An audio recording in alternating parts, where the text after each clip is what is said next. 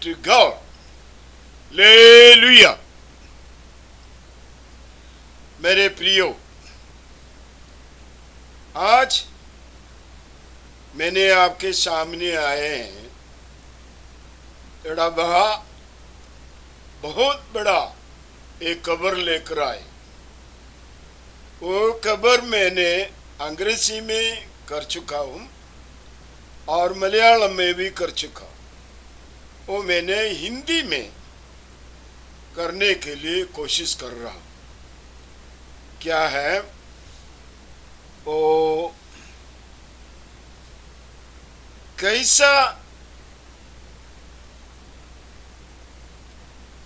नहीं तो किस तरह भगवान के आशीर्वाद पाएंगे, किस तरह भगवान का, परमेश्वर का आशीर्वाद पाओगे। तो इस बातों के लिए मुझे यहूदियों की पुस्तक में जाना है और ईसाई लोगों का पुस्तक में जाना है। और यहूदी लोगों का पुस्तक है पुराना नियम। मैंने बार बार बोला है कि पुराना नियम ईसाई लोगों का पुस्तक नहीं है।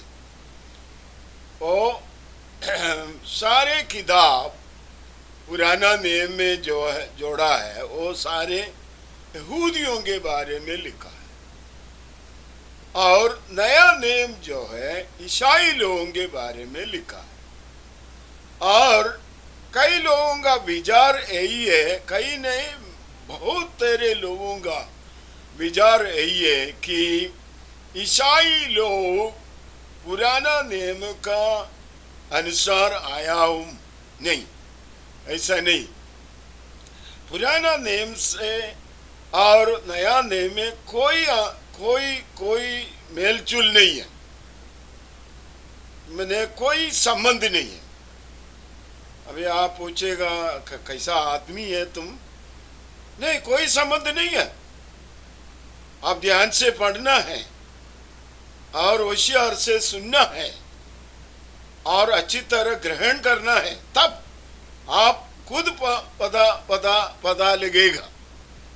क्योंकि पुराना नियम जो है मटेरियल है, मैंने अक्षरिक है, शारीरिक तौर से लिखा है। और नया नियम जो है आत्मिक है। और आत्मिक बातें और मटेरियल, मैंने आत्मिक बात और जिस्मानी बात दोनों मिलेगा नहीं, कोई संबंध नहीं। जैसा रोशनी है और अंधकार है, जैसा है पुराना नियम और नया नियम, तो इसमें क्या संबंध है? कोई संबंध नहीं। आशय, अर्थ का और वेद है, लिखाई, हर चीज दो प्रकार है।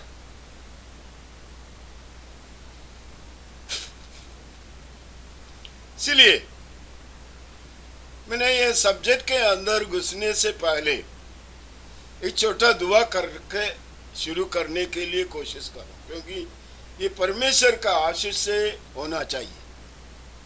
और जो आप सुनते हैं आपको ये ग्रहण होना है और इससे आप आशीष पाना है। जय मसीह, हालेलुया। सो आसमान और जमीन की मालिक कातिली मुतले खुदा बाप, इस बात जो किस प्रकार हम भगवान के आशीर्वाद पाओगे, ये विषय लेकर मैंने आए हैं। इनको अच्छी तरह, अच्छी भाषा में लोग सुनने के लिए मेरे मुंह से निकलने का आवाज बड़ा मधुर और मीठा, बड़ा अर्थ का वचन मुझे दे, ताकि लोग ये समझे और उनके अंदर ख्याल हो जाए और उनको जीवन पा जाए और उनको आशीष पा जाए। मसीह यीशु की धन्य नाम से मांगता हूं, सुन और ग्रहण कर हमारे आसमानी बाप, आमीन। हालेलुया। तो किस प्रकार भगवान का आशीर्वाद पाओगे? तो मैंने बार बार बोल देता हूं, मैं नया नेम और पुराना नेम दोनों को मिलाना नहीं और मिंगल नहीं करना चाहिए।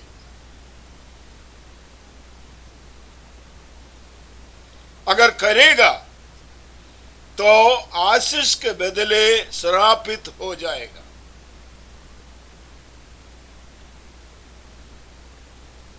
यही बात है इस्राएली लोगों को जब यीशु मसीह आया था, उन लोगों को समझ में नहीं आया। यीशु मसीह का प्रचार उनको समझ में नहीं आया। अच्छी तरह ग्रहण करना मेरे प्रियो। तो इसलिए इस बात के लिए, इसको समझाने के लिए किस प्रकार परमेश्वर का आशीष हम लोग पाएगा, इसके लिए मुझे दोनों किताब के अंदर जाना है। लेकिन मैंने दोनों किताब को लेकर मिंगल नहीं करता हूं, मैं अलग अलग पढ़कर आपको सुनाएंगे।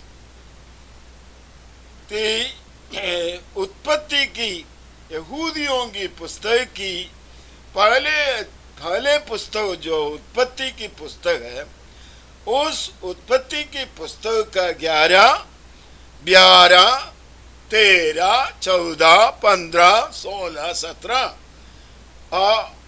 वहां से पढ़कर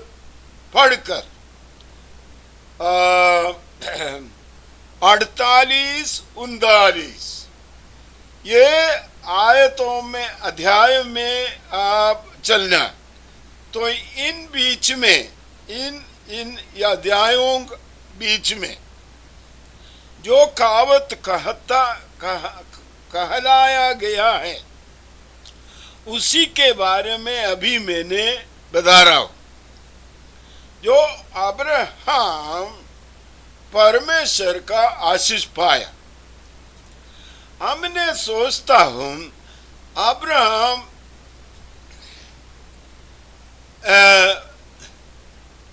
परमेश्वर का आशीष पाने के लिए परमेश्वर थोड़ा आशीष लेकर आया और दिया, ऐसा नहीं। अब्राहम जो आशीष पाया है, उस आशीष कैसा अब्राहम परमेश्वर से आशीष पाया है, वो थोड़ा विवरण के साथ आप सुने। कल्दीस का देश से हूर जो नाम का जो विलेज है, उस विलेज से अब्राहम की जो पिताजी जो तेरह और तेरह का भाई जो आराम है, उनका एक लड़का है लोत। और अब्राहम के बाप जो तेरह है और अब्राहम को लेकर उनका बीवी को, लोत और लूत को बीवी को लेकर ये पदान आरान से, कल्दीस का देश से, जो ऊर जो विलेज से वो चल पड़ा है कनान देश जाने को। ये परमेश्वर कहा नहीं है तेरह को। मैंने अब्राहम का पिताजी को कभी परमेश्वर ने दर्शन कुछ नहीं दिया, लेकिन पानी के समान शहद और दूध बहने वाला देश है करके सारे दुनिया में इसका कनान देश के बारे में एक बोली चलते रहा। तो 13 जो अब्राहम के पिताजी हैं और उनका बेटा जो है अब्राहम है, उनको और उनका बीवी, और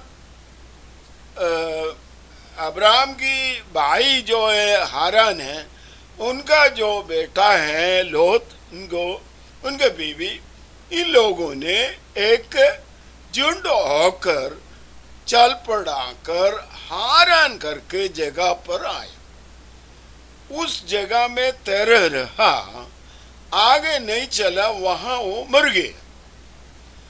इस वक्त 13 जो अब्राहम के जो पिताजी बहु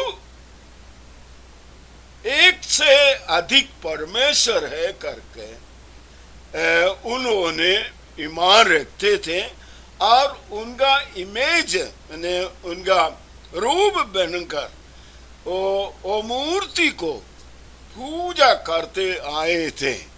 तो पुराना नियम में बाल का जो मूर्ति, अशेर का मूर्ति, इस प्रकार कई देवी देवताओं का मूर्ति के बारे में कहता है। तो उसका मतलब एक परमेश्वर की जगह पर बहुत परमेश्वर है करके उन लोगों ने विश्वास करते रहा और उनके लिए मट्टी से मूर्ति बनाकर उनको रखकर ये परमेश्वर है, वो है, ये देवी है, देवन है करके ऐसा पूजा करते आए थे।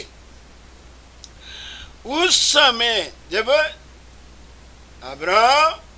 अब्राहम जो है आपका बाप जो तेरे के साथ हारान में आकर बसा है, उस समय अब्राहम ने बहुत गहरी सोचने वाले थे और वो सोचने लगा उनके पुरखावे लोगों ने, उनके पुरखावे लोग जो है खास करके पुराना नियम के अनुसार नोहा उनके पुरखावे पिताजी है और उनका पुरखावे जो है एनोश के पुरखावे जो है शेत है। इसी प्रकार जो पुराना नियम जो लिखा है, तो उन्होंने परमेश्वर के साथ चलते रहा करके अब्राहम ने सीखा, नहीं तो विचार किया, अमल किया और विश्वास किया।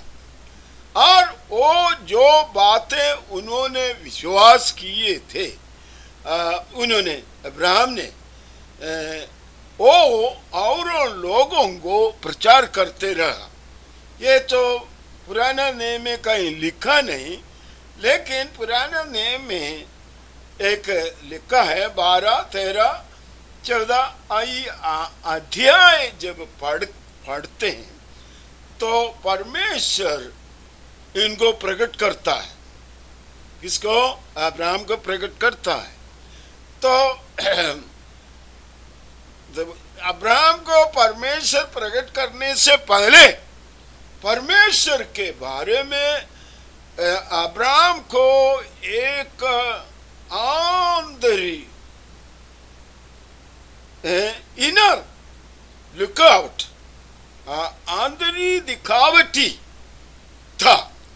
उधर एक परमेश्वर है, वो एक है, भला बहुत परमेश्वर नहीं होता है, एक ही होता है। वो पुरखावे लोगों का पिताजी है, नहीं तो पुरखावे लोगों को चलाया हुआ है और उनका बड़े पुरखावे हैं आदम को परमेश्वर चलाया है। ये सारी बातें पुरखावे लोगों का बोली से चलते फिरते अब्राहम को अच्छे एक नमूना, नहीं तो अच्छा उमन, नहीं तो अब्राहम को एक विश्वास बड़ा बड़ा बड़ा बड़ा बड़ा जोरदार विश्वास अब्राहम के खोपड़ी में आ गया। है परमेश्वर है, वो एक ही परमेश्वर होती है, कई प्रकार का परमेश्वर नहीं होता है। वो परमेश्वर सारे आसमान और जमीन, सारे दुनिया को सृजन किया हुआ है, उसी का जरिए से, उसका सादृश्य से, स्वरूप से इंसान को परमेश्वर बनाया हुआ। ये सारी बात अब्राहम की खोपड़ी में आ चुका। ऐसा प्रचार किया। परमेश्वर उनको प्रकट होने से पहले अब्राहम इस बातों को प्रचार करते आया, और तो इस प्रचार करने का कारण खातिर बहुत लोग जो है अब्राहम के साथ जुड़ गया। ऐसे एक अवसर, ऐसा एक समय था। उस समय परमेश्वर पहली बार अब्राहम को प्रकट हुआ और प्रकट होकर कहने लगा, अपना पिताजी का देश को और रिश्तेदार लोगों को सबको छोड़कर जो मैंने तुमको दिखाने के लिए जा रहा है, चले जाओ। परमेश्वर ये नहीं कहा फलाना जगह पर जाओ, लेकिन उससे पहले अब्राहम के पिताजी तेरे के जरिए से अब्राहम के मन में एक विचार है कनान देश के बारे में, और उन्होंने कनान देश में आने के लिए वहां से यात्रा किया है और पंदानार में आकर रुका है। और ये सारी बात उनके चारों तरह लोगों से बातें करते रहा। इस बात करते रहने का साथ साथ परमेश्वर के बारे में प्रचार करते रहा। उस समय परमेश्वर अब्राहम को प्रकट हुआ। तो जब अब्राहम को परमेश्वर प्रकट हुआ, उस बातों को अब्राहम ये सारे लोगों को और बताने लगा। समझे? उस वक्त क्या हुआ है अब्राहम के जीवन में, अब्राहम आशीष पाने के का कारण क्या है, यही मैंने आपको विवरण कर रहा हूं। आपको अच्छा लगता है समझ लीजिए, अच्छा नहीं लगता है ठीक है, आपकी बात है। मैं कोई आपको बड़ा जोर नहीं देता हूं, लेकिन आशीष मिलने के लिए एक कहावत होती है, आशीष मिलने के लिए एक कारण होती है, आशीष मिलने के लिए कुछ काम करना चाहिए। यही मेरी कहने का मतलब है। प्रेज़। तो अब्राहम, परमेश्वर उनको प्रकट होने से पहले परमेश्वर के बारे में अब्राहम ने प्रचार करते रहा और विश्वास करते रहा, और नोहा के बारे में, एनोश के बारे में, शेत के बारे में, आदम के बारे में अब्राहम लोगों को बताते रहा। नहीं तो परमेश्वर के बारे में कैसा वो समझा देगा। तो यही है। तो ये बातें जब करते रहने के समय परमेश्वर उनको प्रकट हुआ और परमेश्वर कहा तुम जाओ, जो जगह मैं तुमको दिखाने के लिए जा रहा है वो जगह पर जाओ। तो वो जब जाने के वक्त ये 12 आयत में, उत्पत्ति की पुस्तक 12, 13, 14 अध्याय पढ़कर अच्छी तरह देखो, वहां लिखा है जब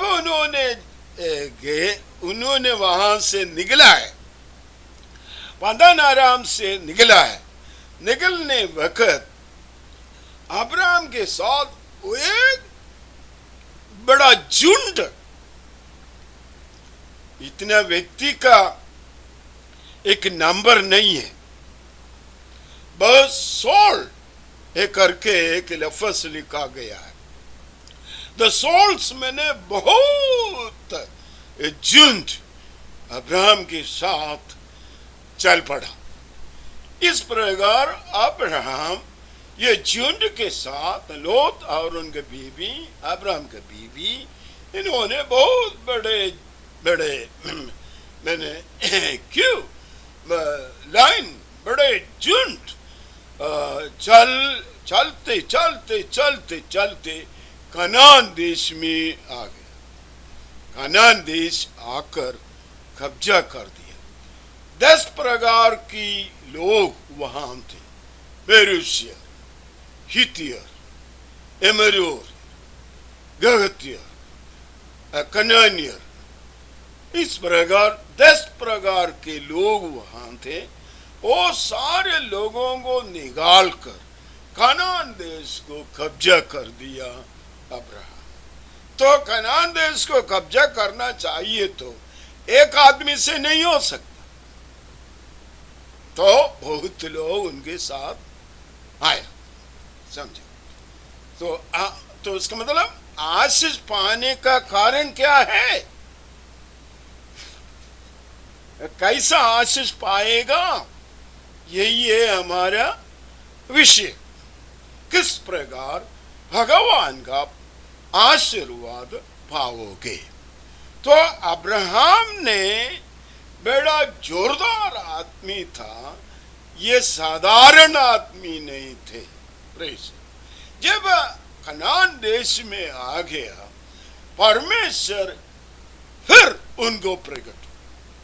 जब परमेश्वर फिर उनको प्रकट हुआ, उनका विश्वास फिर अधिक बल पाने का कारण हो गया, और उस कारण से वहां कनान देश में उसने एक वेदी बनाई। वेदी बनाकर उनमें याग चढ़ाया और परमेश्वर उनको सिहार किया।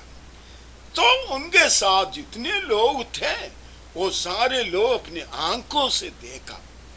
जब परमेश्वर से प्रार्थना करें और वो बलिदान चढ़ाया है और परमेश्वर का आग आकर उसको जलाया है, ये सारे दुनिया देखा। ये झूठ मूठ का बात नहीं, समझे हैं?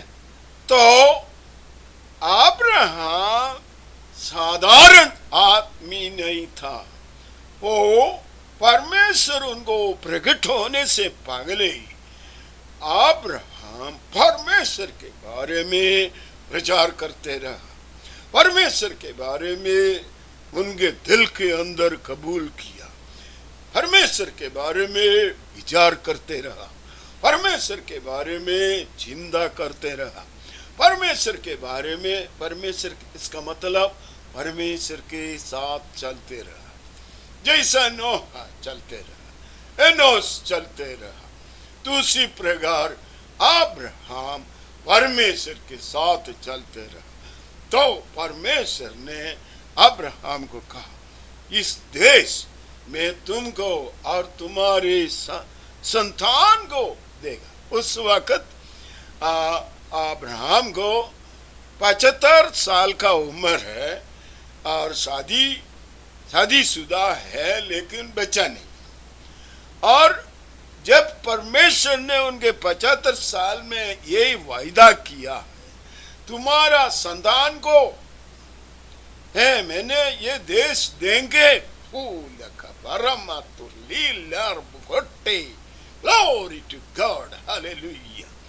तो 75 साल में ये वायदा सुना है और 25 साल देखते रहा, कोई लड़का नहीं हुआ।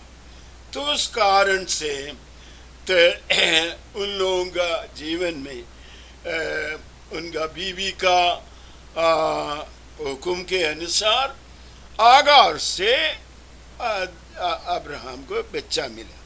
तो अब्राहम के संतान है, उनका नाम है इस्माइल। और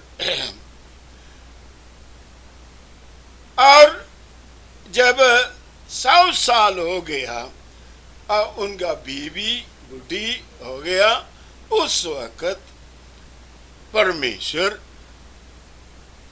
अब्राहम को एक संतान दिया और परमेश्वर ने कहा तुम्हारा बीवी जो बच्चा देगा उनको नाम आइसक रखना चाहिए। तो उसका आइसक नाम रख दिया। और आगे चलकर ये अब्राहम बड़ा धर्मी आदमी थे, इसलिए परमेश्वर ने हुक्म दिया है मैंने इस देश में अपनी संतान को देगा। तब अब्राहम ने परमेश्वर से लड़ने लगा, जो आशीष उनका बड़े लड़के के ऊपर आना।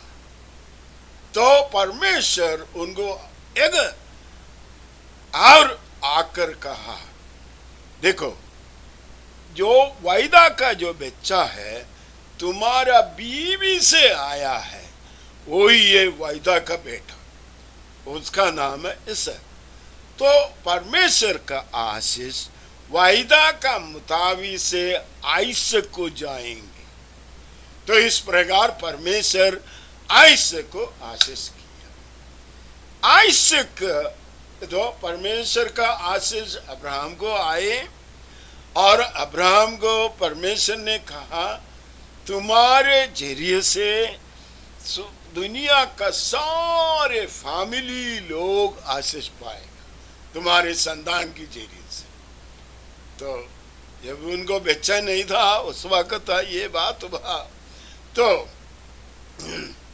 इन्हें आइसक को मिला है, परमेश्वर आइसक को आशीष दिया। आइसक कुछ ना कुछ किया नहीं, क्योंकि वो वायदा का बेटा था, से सारे आशीष आइसक के ऊपर निश्चित हो गया। उसके बाद आइसक को 2 बच्चे हैं, एसाव और याकूब। तो एसाव बड़े लड़का है और याकूब छोटा लड़का है। तो इसमें परमेश्वर का आशीष आने का जगह बड़ा लड़के के ऊपर आना चाहिए, क्योंकि वो एसाव जो है आइसक का लड़का है, इसलिए उसी। लेकिन उधर क्या हुआ है, जब बात होते रहेगा वहां एक बिजनेस आया। जब एसाव जो है काम करके मैंने हंटिंग प्रोग्राम करके बड़ा भूखे आए हैं और याकूब के पास भोजन तैयार थे और वो भूख होकर तुम्हें मुझे खाना खिलाओ। तब याकूब ने कहा अगर ठीक है तुम्हारा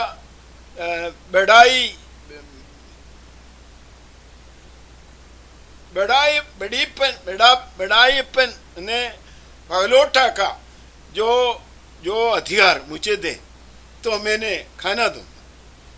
तो एसाव ने इतना सोचा नहीं, वो भूखे मारे आए, खाना लेकर खा लिया। उनका जो है अधिकार, जो बड़ाईपन ने पहलोटा का जो अधिकार आशीष सारे याकूब के पास चले गए। अपने मन से दिया है भूखे के कारण। तो इस तरह बेड़ा मैंने पहलोटा का जो आशीष मिलना है वो याकूब की अंदर आया। उस जगह में जब आइसक और उनके बीवी सोचा है, वो विचार पर एसाव नहीं चला और उस कारण से आइसक ने हुक्म दिया ऐसा, देखो फलाना जगह पर जाकर तुम्हें एक बीबी चुनना है। तो माँ बाप की बात सुना, उसी जगह पर चले गए। अपना मामी का भाई का घर से तुमने एक लड़की को ढूंढना है करके आइसक और उनका बीवी दोनों उनको हुक्म दिया। याकूब ने माँ बाप की बात मानी। सुनो बात, अब्राहम जो परमेश्वर के बारे में खोजा, परमेश्वर के लिए प्रचार किया, परमेश्वर के लिए चलने लगा, परमेश्वर के साथ चला। आइसक परमेश्वर के साथ चला। तो यह आइसक हुक्म दे रहा है, बेटे को तुम जैसे हम लोग बोलते वैसा करना। सो माँ बाप के बात, बाप का और माँ का बात सुनेगा, वो लड़का वो लड़की आशीष पाए, पक्की बात है। उसके लिए कोई जाति नहीं है, उसके लिए कोई मजहब नहीं है। जो भी मजहब होते, मुसलमान हो या हिंदू हो या ईसाई हो, जो भी हो, जो बाप का और माँ का जो बात सुनता है, मैंने असली बाप की बात मानता है, बाप को इज्जत करता है, बाप का हुक्म मानता है, वो लड़का और लड़की बिल्कुल आशीष पाएगा, उनको कोई रुकावट नहीं होगा। दुनिया की आशीष, आसमानी की बात नहीं, अने उद्धार की बात नहीं मैं बोलता हूँ। ये दुनिया में जो समझ में रहना, बढ़ना, चलना, इसमें आशीष पाना चाहिए। हम बाप माँ की बात मानना चाहिए।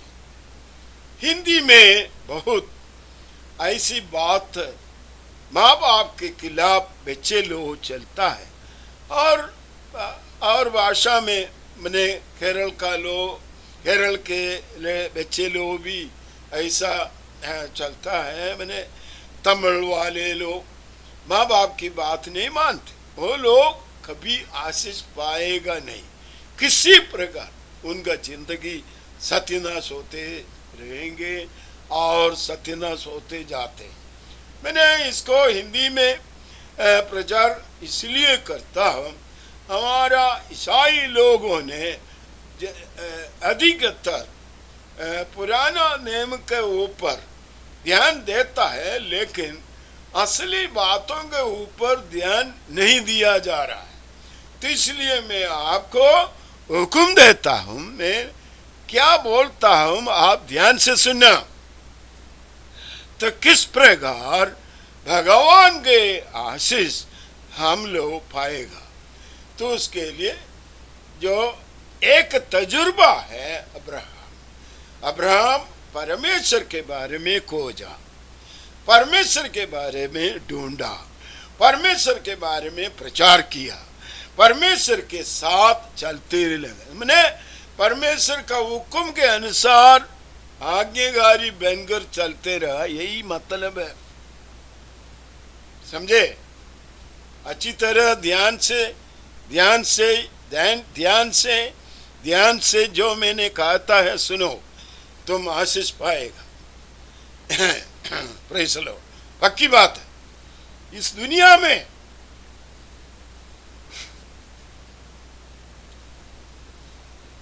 तो याकूब ने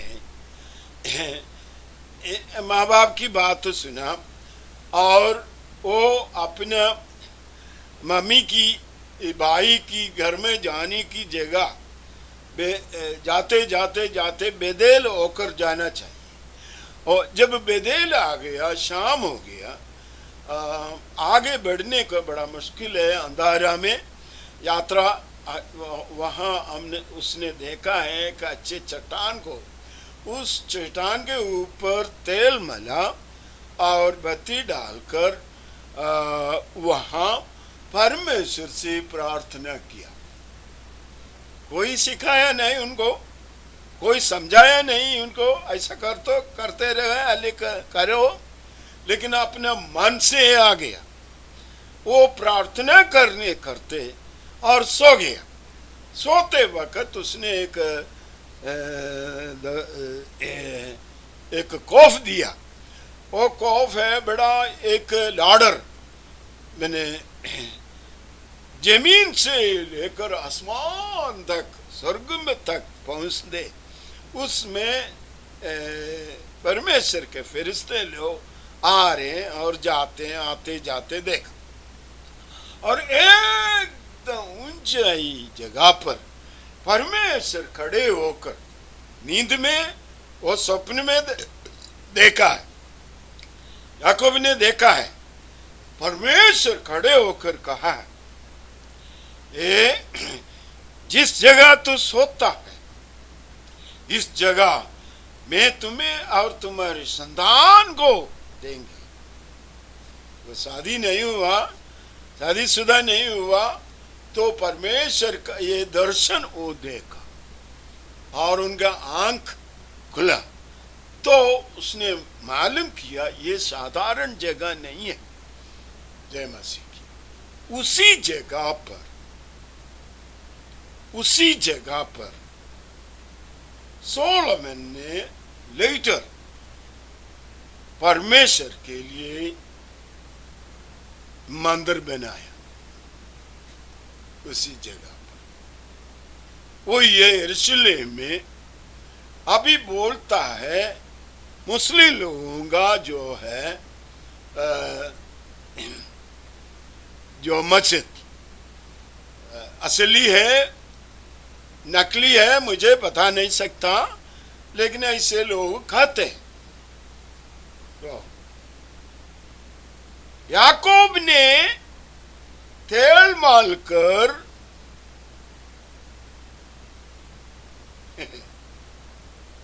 उसी जगह पर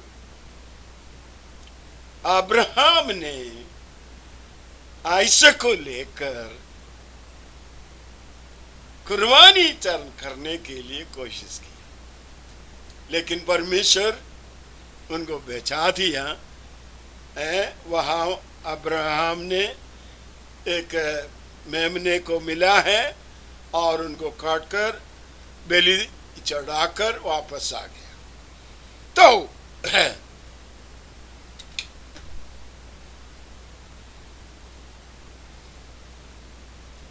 तो इसमें क्या समझते हैं आप?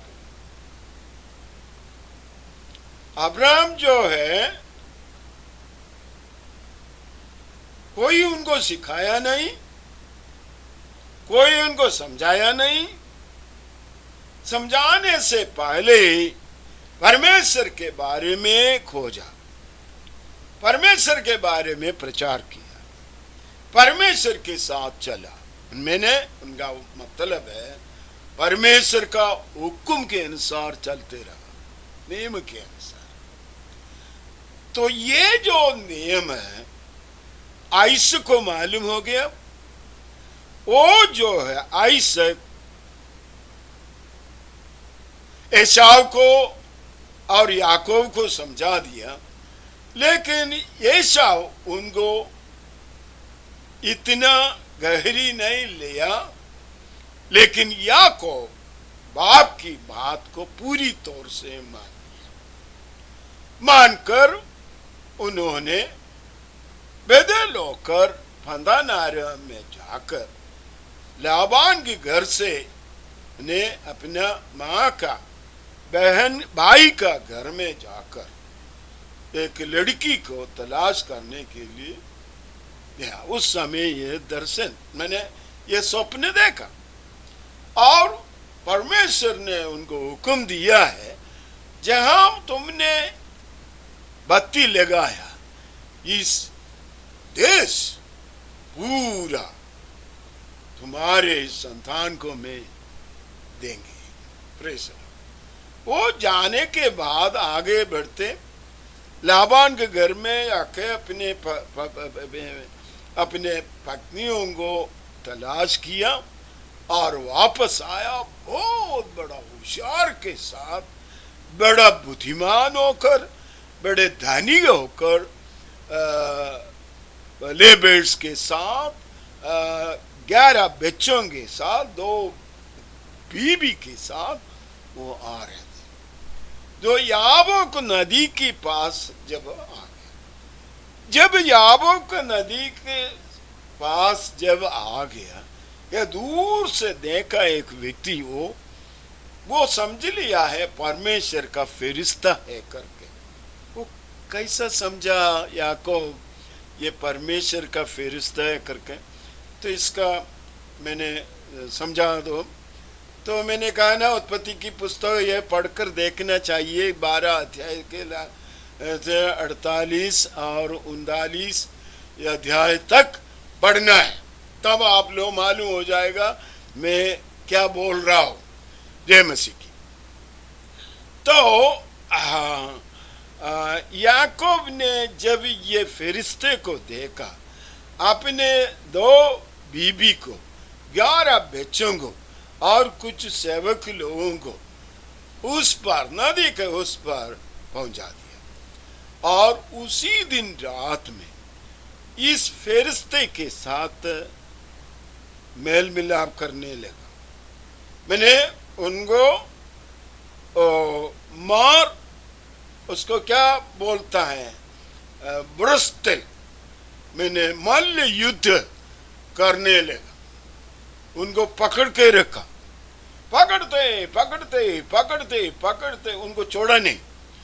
और जब सुबह भोर आ गया, सूरज का जो रश्मि आने लगा, तो फरिश्ता कहा, देखो रोशनी आ चुका है, मुझे छोड़ो, मैं जाने दो। उसका मतलब एक इंसान परमेश्वर का फरिश्ते के साथ लड़ाई करके उनको कब्जा कर सकता है, यही हमें दिखाई दे रहा है।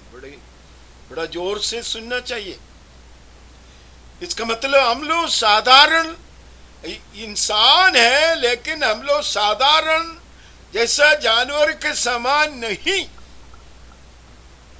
परमेश्वर के फरिश्तों के साथ, एंजल के साथ लड़ाई करके उनको कब्जा कर सकता है। इतना ताकत हमारे अंदर परमेश्वर दिया है, लेकिन हम लोग परिश्रम करके नहीं देखता है। परिश्रम करके देखो, परिश्रम करके देखो, तो रोशनी आ गया, फरिश्ता बोलता है मुझे छोड़ो। और देखो इस समय अपने बीवी और बच्चों को क्यों उस पर भेजा है? इनका कारण है, जब हम फरिश्ते के साथ लड़ाई करते हैं, उस समय फरिश्ते के जो ताकत फीमेल के ऊपर असर नहीं होना चाहिए। इसलिए उन्होंने मैंने याकूब ने अपना बीवियों को, और लोगों को नहीं, अपने बीवियों को उस पार कर दिया, और 11 बच्चों को उस पार किया। बीवी के बराबर है बच्चे लोग, सो बच्चों को भी तो कोई तकलीफ आ सकता है, इसीलिए बच्चों को भी उस पार। तो ये ध्यान से सुनना चाहिए। तो नया नियम में जब आता है, प्रेरित पाउल ने बोलता है, जब तुम लोग प्रार्थना करता है, औरत लोग सिर ढकना चाहिए।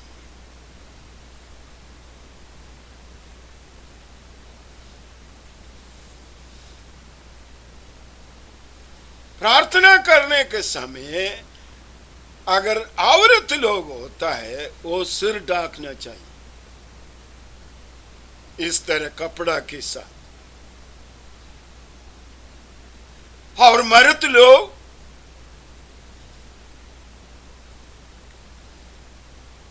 सिर ढकना नहीं चाहिए। अभी जो कोई भी जगह पर मुसलमान है, सिख लोग है, ऐसे लोगों ने सिर ढककर, और जो मेट्रोपोलिटा लोग है,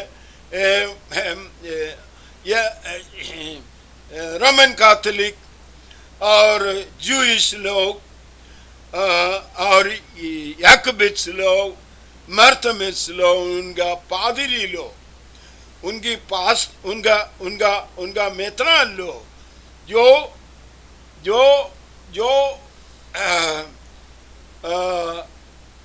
चीज, जो टोपी से या कोई किसी चीज से ऐसा सिर ढाका है, उनका मतलब वो मैजिक करने वाला है, वो शैतान की सेवा करने वाले हैं। तो परमेश्वर को सेवा करने वाले लोग, जो अवरत लोग गीत गाते हैं, प्रार्थना करते हैं और वचन प्रचार करते हैं और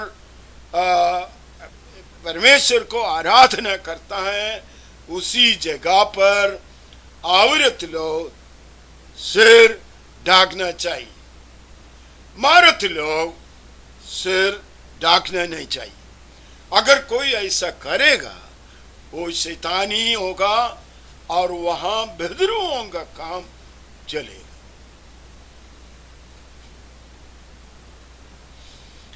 तो मुसलमान लोग जो प्रार्थना करता है और जो सिख लोग जो प्रार्थना करता है, वो लोग सिर ढाकते हैं। क्यों?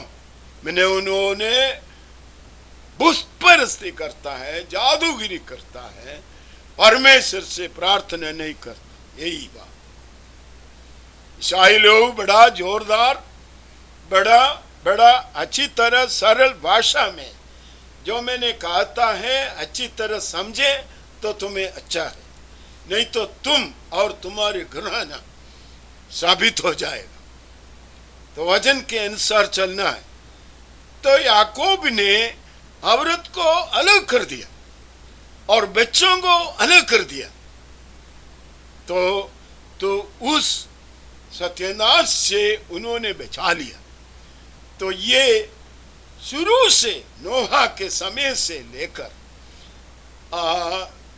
लोग करते आ रहे हैं। तो वो है अब्राहम उनको सिखा दिया, अब्राहम इसक को सिखा दिया, आइसक ने याकूब को सिखा दिया, एसाव को सिखा दिया। लेकिन याकूब बात मान लिया और याकूब परमेश्वर का आशीष पाने लगा। और ये फरिश्ते के साथ रात पूरा लड़ाई किया और उनको छोड़ा नहीं। तो उसने बोला मुझे छोड़ो। मैंने उनका मतलब फरिश्ता याकूब के सामने हार गया और उसने कहा रोशनी आ रहा है, मुझे छोड़ो, मैं जाने दो। तब याकूब ने कहा अगर तुम मुझे तो आशीष नहीं करेगा, मैं तुम्हें नहीं छोड़ूंगा। प्रेज़ द लॉर्ड, जय मसीह। तो इसने तब परमेश्वर ने वहां से हुक्म दिया फरिश्ते को, पूछो उनका नाम क्या है। तो उसने पूछने क्या तुम्हारा नाम क्या है। तो रात पूरा झगड़ा किया है, लड़ाई किया है, वापस वही बातचीतें नहीं कर रहा है। और जब वो फरिश्ता फेल हो गया करके मालूम हो गया, तो उसने परमेश्वर का तरफ से फरिश्ता पूछने लगा तो तुम्हारा नाम क्या है। याकूब ने कहा मेरा नाम याकूब। याकूब मैंने चालाकी, बड़ा होशियार आदमी।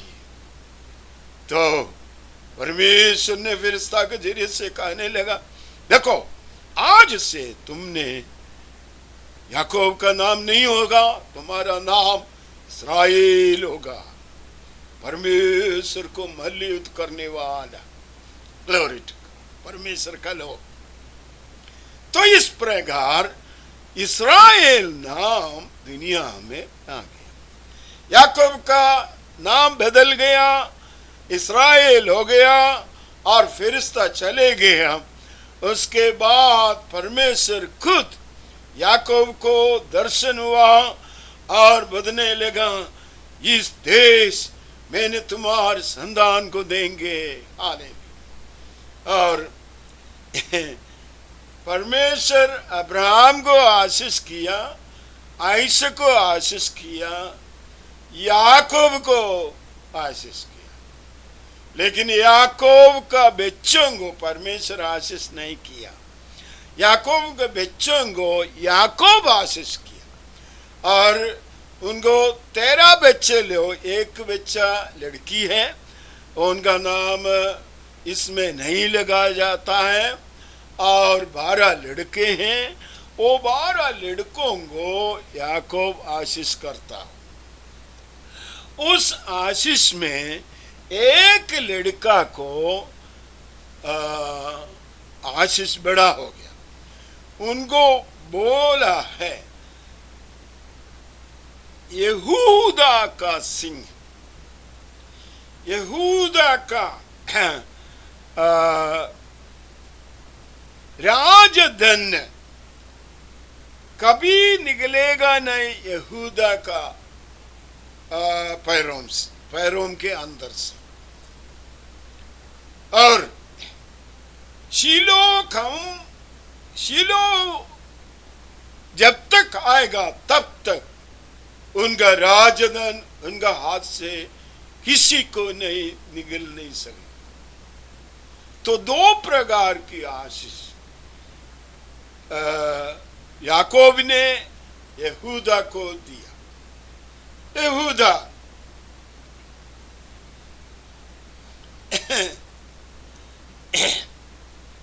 यहूदा का आशीष एक आश्चर्य के तौर से, एक जो है आत्मिक तौर से। देखो, परमेश्वर का फरिश्तों के साथ झगड़ा करके उस पर विजय पाया है। उस कारण से उनका 12 बच्चों को 12 प्रकार के आशीष याकूब ने दिया, परमेश्वर नहीं दिया। मैंने ये आशीष परमेश्वर का तरफ से याकूब प्राप्त किया। वो इस्राएल, जब बच्चों को आशीष करते हैं तो यहूदा को 2 प्रकार की आशीष दी। एक जो है आत्मिक तौर से, एक जो है भौतिक तौर से। भौतिक मैंने इस्राएल एक राज्य हो जाए। BC 18 सेंचुरी से लेकर BC 16 सेंचुरी तक जितनी गैप होती है, उस जगह पर इस्राएल ने राज्य बना लिया दाऊद राजा के जरिए से। दाऊद राजा ने युद्ध कर दिया। और कैसा युद्ध कर दिया? परमेश्वर का नाम से युद्ध कर दिया।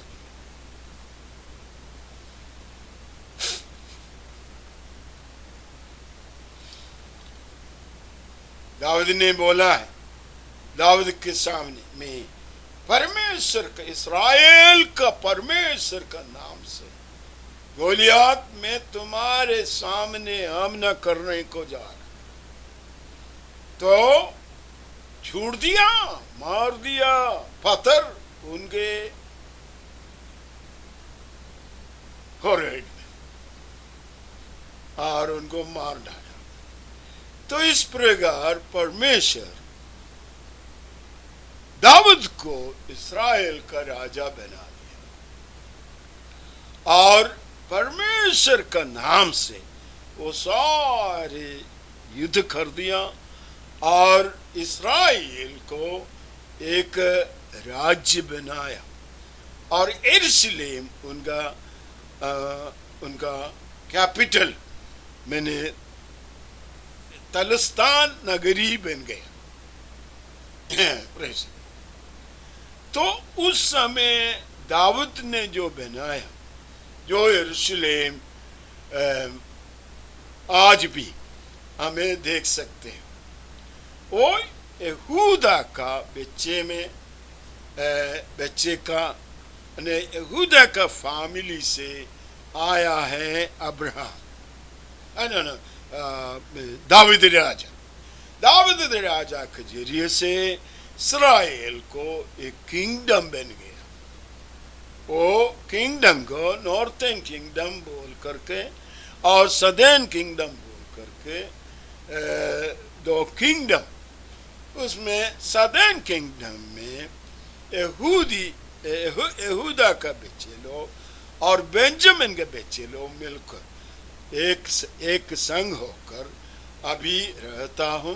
बाकी जो है 10 गोत्र बच्चे लोगों का बच्चे लोग कहाँ है, कैसा है, किसी को नहीं पता, लेकिन परमेश्वर जानता। जय मसीह। तो इस्राएल का जो राजधन यहूदा के पैर के नीचे से निकलेगा नहीं करके लिखा है। अभी हमने देखते हैं 1948 के पहले कितने यहूदी लोगों को सत्यानाश, तुर्की लोग और मोहम्मडन लोग और फ्रांस के लोग और फ्रेंच लोग, ये सारे सत्यानाश किया। और लेकिन परमेश्वर का समय पर परमेश्वर यहूदे वो राजदंड के साथ एक इंटरनेशनल राज्य होकर इस्राएल को बना दिया, बढ़ा दिया। Praise the Lord. तो वहां लिखा है उत्पत्ति की पुस्तक 48 और 39, 48 और 49, इसमें जब आप देखें, याकूब ने अपना 12 बच्चों को आशीष करते वक्त याकूब यहूदा को एक आशीष दिया हो, सबसे बड़ा आशीष है। उनको 2 भाग, एक जो है आत्मिक आशीष है, एक जो है भौतिक आशीष। आत्मिक आशीष का मतलब है वो शिलोह जब तक आएगा राजधन यहूदा के पैर के नीचे से निकलेगा नहीं। मैंने अधिकार यहूदा के हाथ से शिलोह मैंने शांति और आराम। असली 2000 साल पहले शांति और आराम जो आया, कैसा? दावीद के पुत्र के जरिए से। यही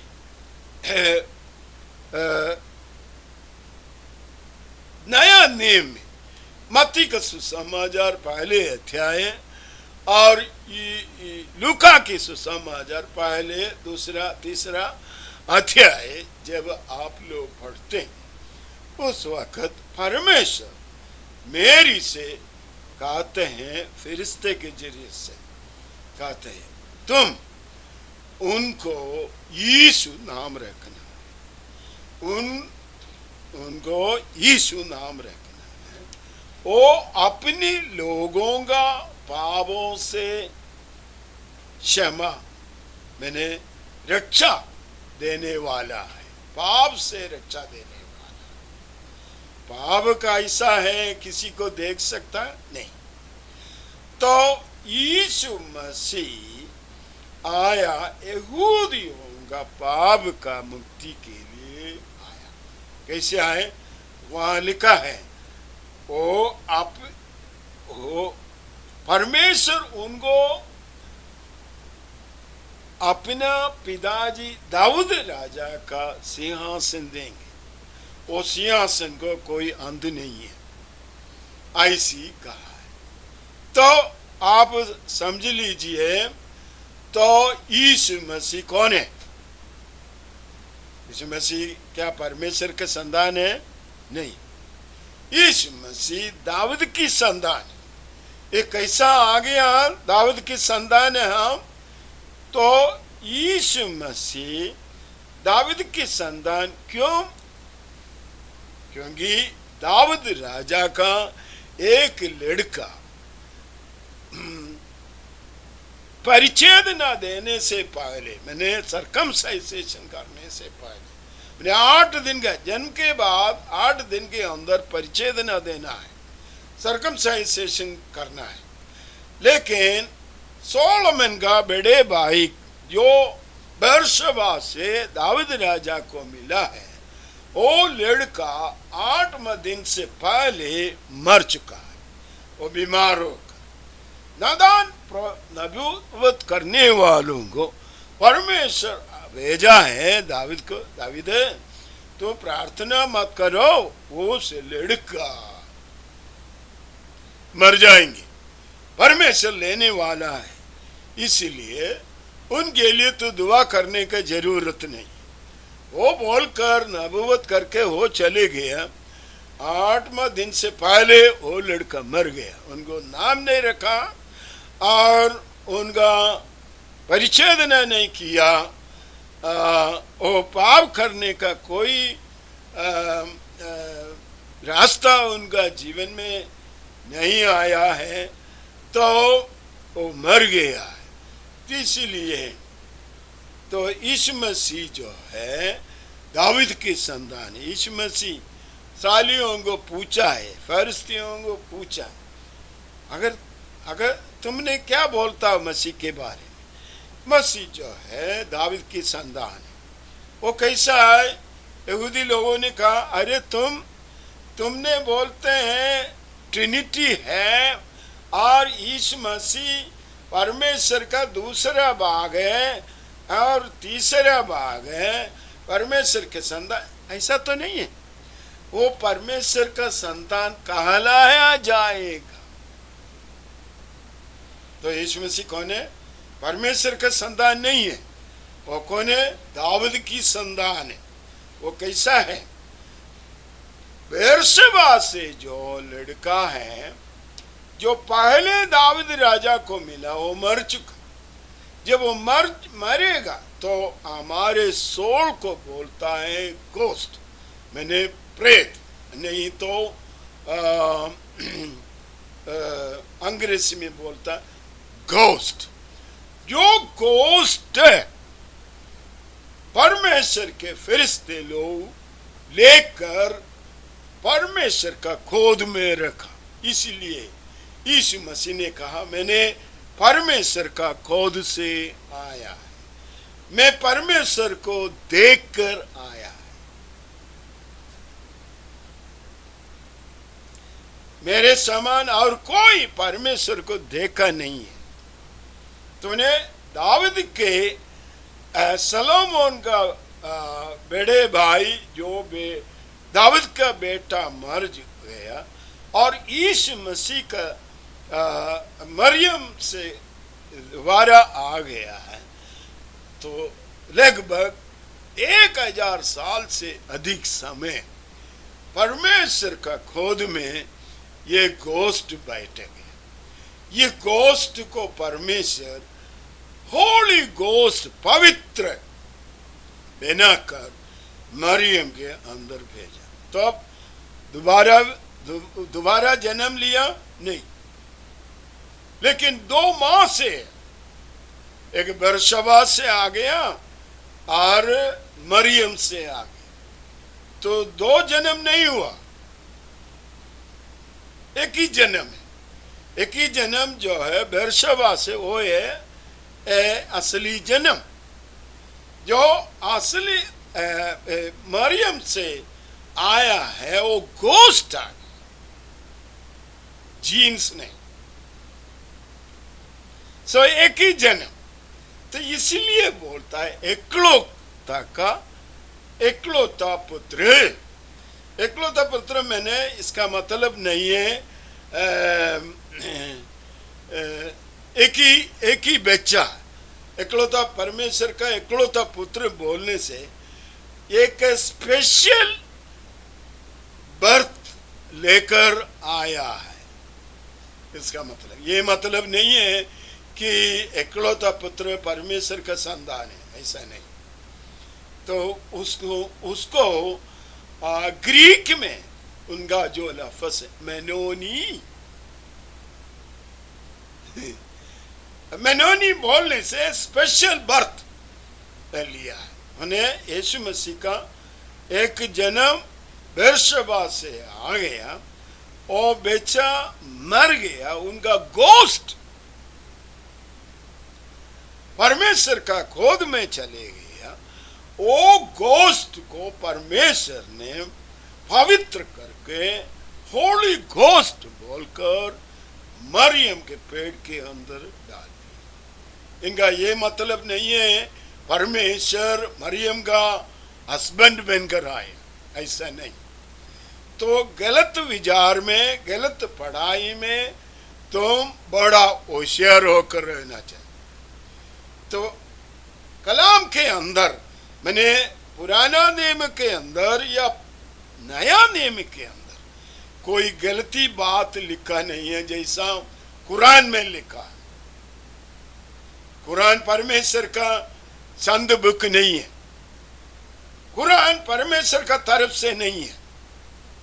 और नबी जो है बोलता है मोहम्मद वो शैतान की अवतार है, परमेश्वर का अवतार नहीं है, परमेश्वर का नबूवत नहीं है। वो अल्लाह जो परमेश्वर नहीं है। अगर किसी को बोलना है, झगड़ा करना है, आ जाओ। तो मैंने उन्होंने जो दुआ करते हैं, भारत लोग सिर में टोपी पहनता है, दो सिख लोग प्रार्थना करता है, सिर में कपड़ा डालता है। और औरत और नारी, औरत और मर्द बहुत जो सिख लोगों ने कपड़ा डालता। इसी प्रकार जो माजिक करता है, पंदिफस लोग जो ने सिर ढाकते हैं। तो आज का जो है पोप जो पंदिफस है, और इसी प्रकार जो पात्रिकीस बाबा, आंटियोक बाबा, जो रशियन ऑर्थोडॉक्स मेत्रान, मैंने बिशप, आर्च बिशप जो सिर ढाककर उन्होंने प्रचार करते हैं, आराधना करते हैं, वो सारे माजिक तंत्र करता है, परमेश्वर से नहीं, परमेश्वर से नहीं। ये याद रखना चाहिए, ये याद रखना चाहिए। हालेलुया। तो मेरे प्रियो, मैं यहाँ रुकने को जा रहे हैं कि बड़ा होशियार होकर रहना है। तो किस प्रकार हम भगवान की आशीर्वाद पाएंगे? तो अब्राहम ने परमेश्वर उनको प्रकट होने से पहले अब्राहम परमेश्वर के बारे में खोजा, परमेश्वर के बारे में ढूंढा, परमेश्वर के बारे में प्रचार किया, परमेश्वर के बारे में उपदेश किया और लोगों को इकट्ठा कर दिया। वही उसी प्रकार अब्राहम मोनोथीइज्म को मैंने एक ही परमेश्वर के बारे में प्रचार करने लगा। समझे? तो उसी प्रकार आइसक, उसी प्रकार याकूब, उसी प्रकार याकूब परमेश्वर के साथ चला, इसहाक परमेश्वर के साथ चला, और अब्राहम परमेश्वर के साथ चला। और परमेश्वर का आशीष याकूब के जरिए से याकूब के बारे बच्चों के ऊपर आ गया। उसी में एक लड़का यहूदा है, उसी के ऊपर आ गया। यहूदा का फैमिली में दाऊद राजा जन्म हुआ और दाऊद राजा इस्राएलियों का राज को एस्टैब्लिश किया। और दाऊद राजा ने परमेश्वर के सामने बड़ा गलतियां की। वो गलतियां किया, तब परमेश्वर ने दाऊद राजा के पास नादान को भेजा है और उसको कहानी सुना दी। देखो, एक मेमने एक आदमी थे और सब मेमने और एक बड़े आदमी थे। वो बड़े आदमी छोटे आदमी का मेमने को चोरी की। तो ये बोलने से जो बातें निकला है नादान की मुंह से, दाऊद राजा ने उनका जजमेंट बोला, उस व्यक्ति मरना है, वो जीने का नहीं है। तब नादान ने बोले, वो व्यक्ति तू है।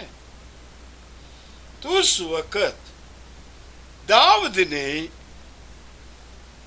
परमेश्वर का तंबू में जाकर उनके सामने दंडवत करके अपने पाप के बारे में पश्चाताप करने लगा। आप पश्चाताप करते करते करते वो प्रार्थना कर दिया, परमेश्वर दाऊद को माफी मांगा। मैंने आदम से लेकर दाऊद राजा तक पुराना नियम में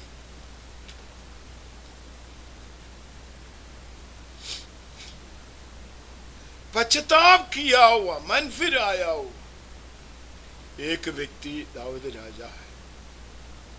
जब दाऊद राजा मन फिरा है तो परमेश्वर के आशीष जो अब्राहम को दिया था, जो आइसक को दिया था और 12 गोत्रों को दिया था, वो सारे आशीष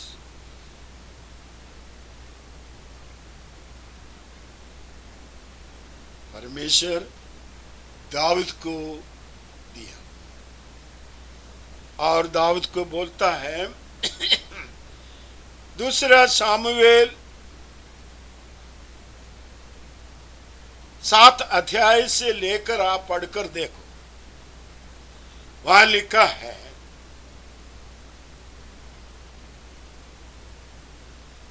एक दिन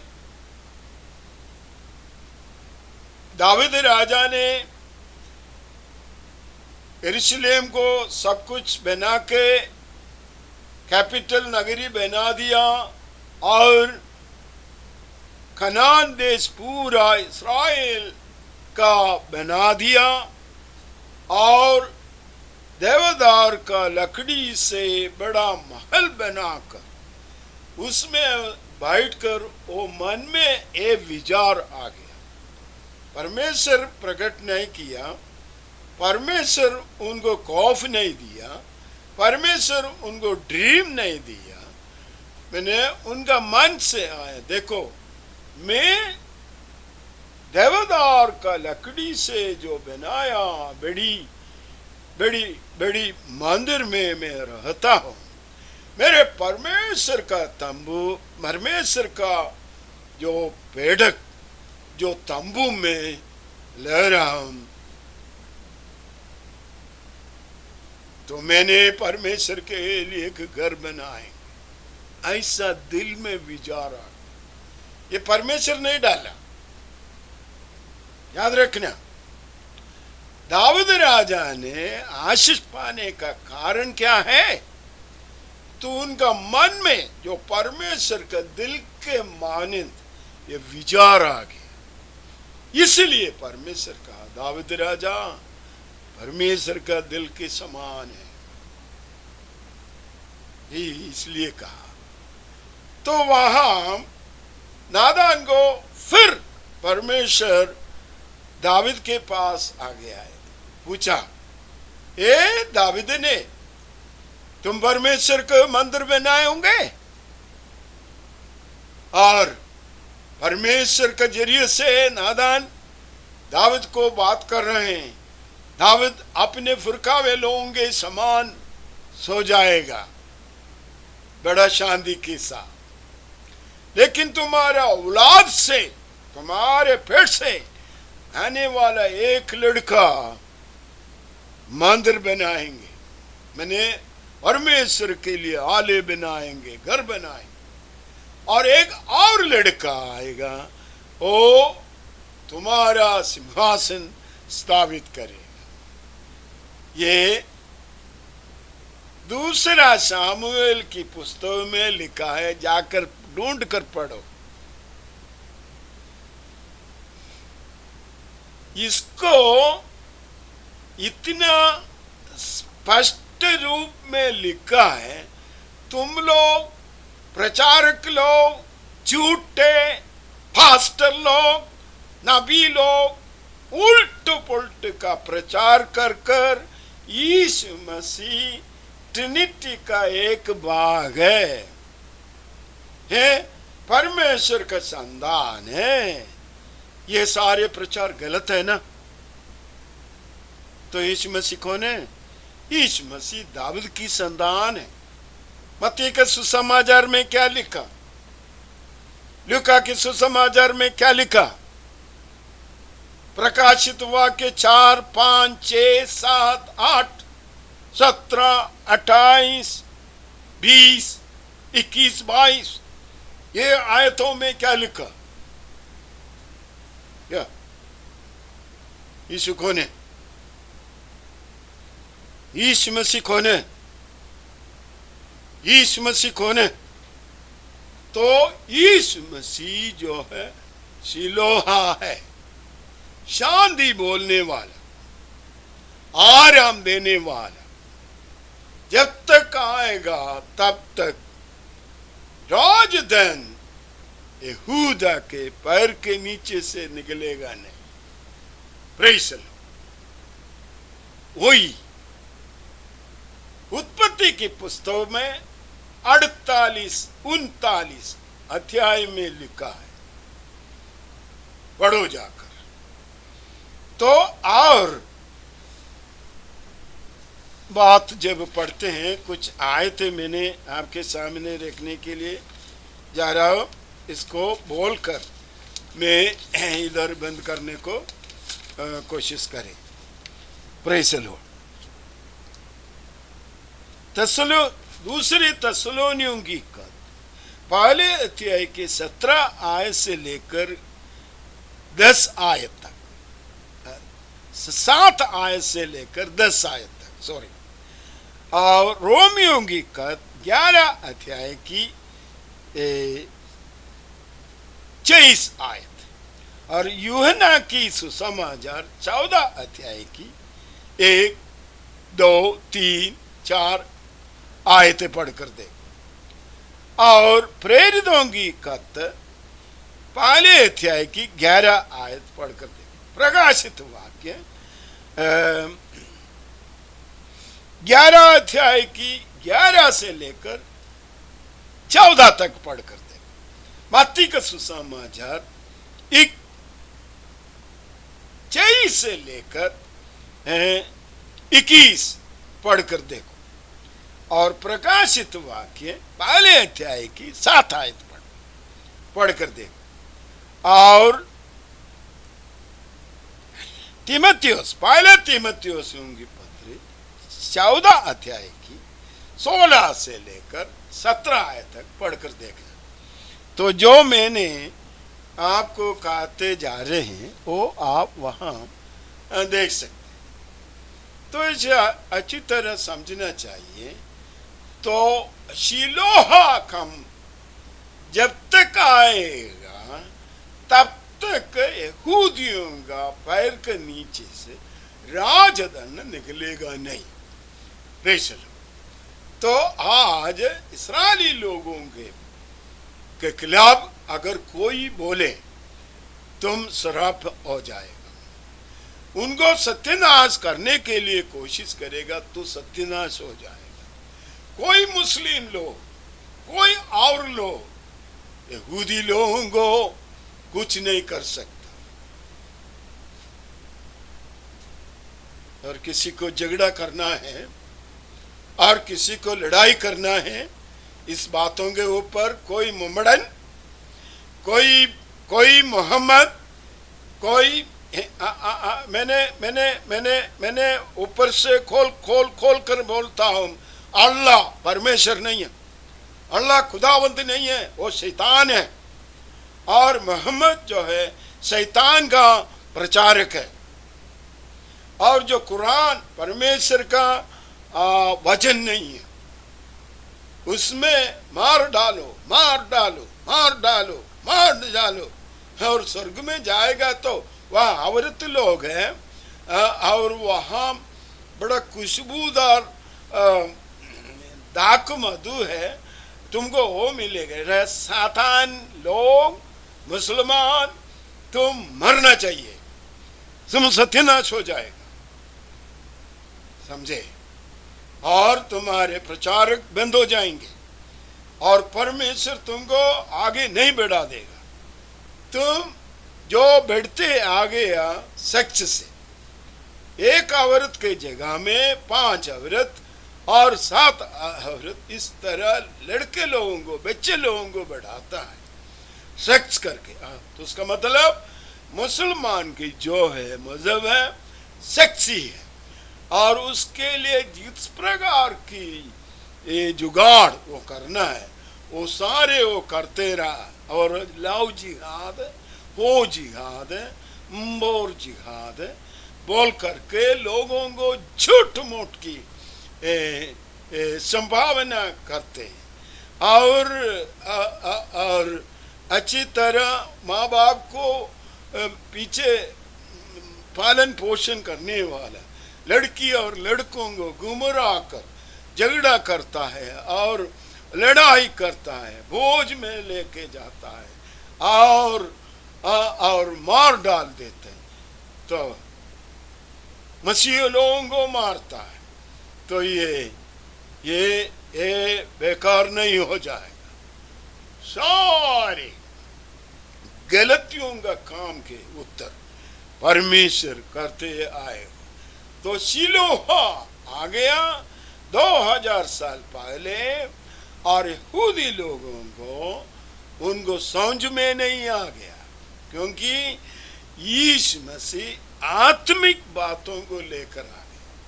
परमेश्वर के राज्य के बारे में वो प्रचार किया और स्वर्ग राज्य के बारे में वो प्रचार किया।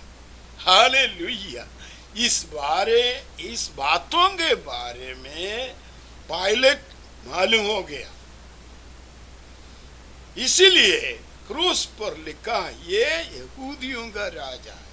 लेकिन यहूदियों का आंख खोला नहीं है, वो नहीं समझा। Praise the Lord. लेकिन जब वो यीशु मसीह सलीब में मरने का समय का पहले रोमियो की सोल्डियर्स मैंने सिपाही लोगों का लीडर्स बोला ये असली परमेश्वर का पुत्र था। हालेलुया। फेस टू फेस उन्होंने देखा तो यीशु मसीह का कब्र, जब वो मरने के बाद उन कब्रस्तान उनको दफन किया, बड़े राजा को जैसा किया है वैसा कर दिया। वो साधारण वो जन्म, ये गौशाले में उनका जन्म हुआ, उनको छोटे कपड़ा से लपटे रहा और एक बेगर के बच्चे के समान हो पैदा दुनिया में आ गया। लेकिन वो मृत्यु में क्रूस पर उनका मृत्यु के बाद उनका दफन एक राजा को कैसा करता था वैसा किया। 100 पाउंड स्पाइसी निकोदिमोस लेकर आया और गलीलिया के लोग आया और यहूदी लोगों का पादरी लोग आ गया और यहूदी लोगों का धनिक लोग आ गया और यहूदी लोगों का पढ़े लिखे लोग आ गया और और रोमियों की बड़े बड़े लीडर्स, सिपाही लोगों का लीडर्स आ गया, पायलट आ गया। उसने बोला ये यहूदियों का राजा है। लेकिन परमेश्वर का वायदा के अनुसार दाऊद का सिंहासन स्थापित करने के लिए आ गया, वो नहीं हो पाए। उसके लिए परमेश्वर एक समय दिया है, वो समय के लिए हम ढूंढते हैं। वो समय के लिए हम वाचा बनता हूँ, वो समय के लिए हम तड़पते दुखते रहता हूँ, उस समय के लिए हम लोग आगे बढ़ रहा हूँ। हालेलुया। परमेश्वर का तुरगी के साथ, परमेश्वर का तुरगी के साथ यीशु मसीह स्वर्ग से आएंगे, सारे दुनिया देखेंगे। उसने कहा मनुष्य के पुत्र जैसा जा रहा हूं, उसी प्रकार जैसो फरिश्ते लोग बोला है, जो मनुष्य के पुत्र वापस आएंगे। हालेलुया। सारे दुनिया को दिखाकर आएंगे। तो इस्राएली लोग परमेश्वर का एक प्रोजेक्ट है, वो किसी को ताड़ नहीं कर नहीं सकता है। इसी प्रकार परमेश्वर का कलीसिया, असली मसीह लोगों का झुंड परमेश्वर प्रोजेक्ट है। एक जो है भौतिक प्रोजेक्ट मैंने फिजिकल, एक जो है आत्मिक। परमेश्वर का कलीसिया आत्मिक और इस्राएली लोग भौतिक। हालेलुया। जब यीशु मसीह आएगा, इस्राएली लोगों को परमेश्वर का उन्हें स्वर्ग राज्य बोल करके दाऊद राजा का सिंहासन स्थापित करेंगे और उस सिंहासन में 1000 साल यीशु मसीह दुनिया को हुकूमत करेंगे। और परमेश्वर का कलीसिया जो जूइश से, जो अन्य जातियों से, जो कोई यीशु मसीह के नाम पर विश्वास करते हैं, पिता पुत्र पवित्र रूह कुदुस से बपतिस्मा लिया जाता है और वचन, नया नियम के वचन के अनुसार जीता है। ओ जब यीशु मसीह आएगा तुरगी के साथ, वो मरे हुए लोग जी उठेंगे और जीता है और शरीर बदल होकर आसमान पर उठा लिया जाएगा। उस लोगों को लेकर यीशु मसीह दुनिया को हुकूमत करने को आएंगे। ठीक है, तो परमेश्वर का आशीष कैसा पाओगे? साधारण काम से नहीं मिलेगा, असाधारण काम करना पड़ेगा। तुम ठाड़ना पड़ेगा, कष्ट उठाना पड़ेगा, तकलीफ उठाना पड़ेगा, निंदा सहना चाहिए। नहीं सुनो, और भूख रहना है तो भूखे रहना तो चाहिए। हालेलुया। लेकिन परमेश्वर तुमको भीख मांगने के लिए नहीं छोड़ेगा।